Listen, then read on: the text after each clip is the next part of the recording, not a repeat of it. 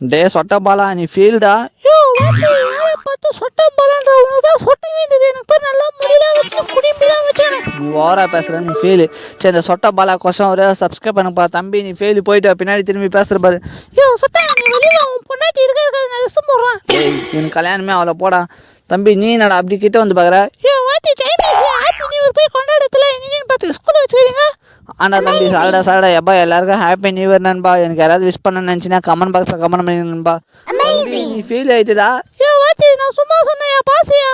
Pass கிளம்பு தம்பி. என்னடா இது கண்ணு வெளியே வந்துக்குது? யோ வாத்தி பேட்டா இது கண்ணு இல்ல கண்ணாடி எப்படி சூப்பரா இருக்குதா ஃபேஷன் தான்.